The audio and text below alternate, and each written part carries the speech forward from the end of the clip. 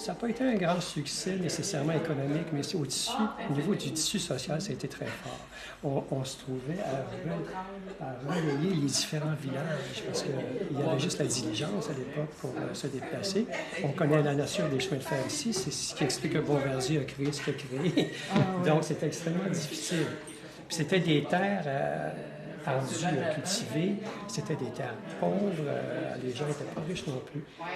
Il y avait également deux situations. Il y avait les anglophones qui étaient soit des Irlandais, des Écossais, des Anglais, qui eux avaient par tradition des métiers comme l'ardoise à Kingsbury. C'est un peu comme ça que ça a commencé. Et quand sont arrivés les colons français, Canadiens français, là c'était plus du squattage au départ, puis par la suite ils se sont vus attribuer des terres, puis ça a commencé à se développer.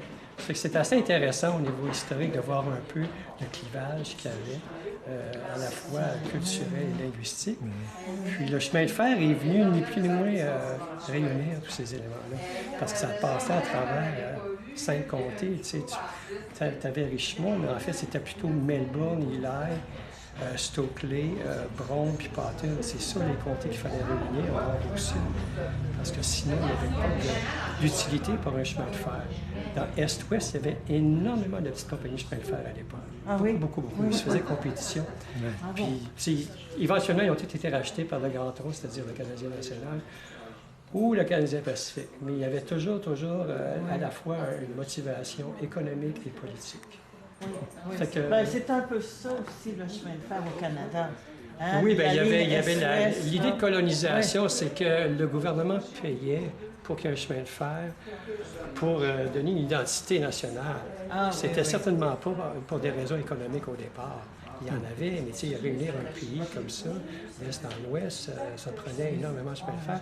Puis au Québec, il y avait une énorme densité de chemin de fer. En Estrie également.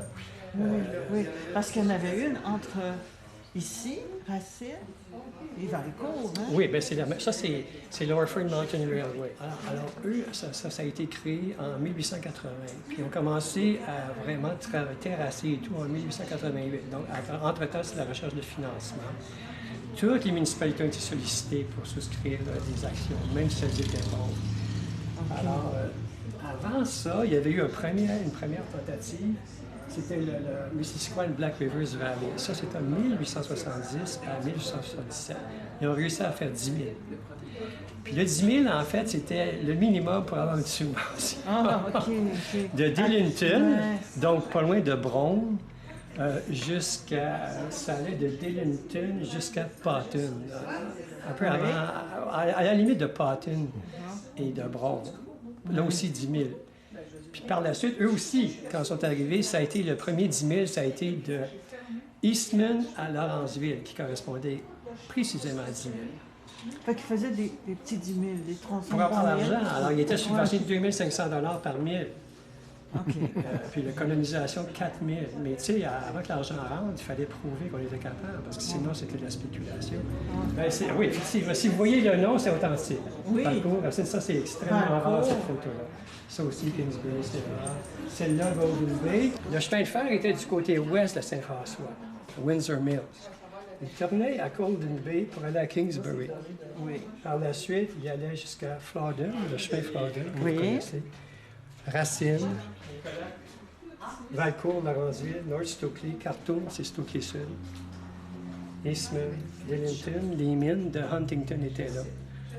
Lui, il voulait au départ un chemin de fer pour transporter son cuivre. Parce qu'il y avait la guerre de l'indépendance aux États-Unis. Donc l'armement, c'était basé sur le cuivre.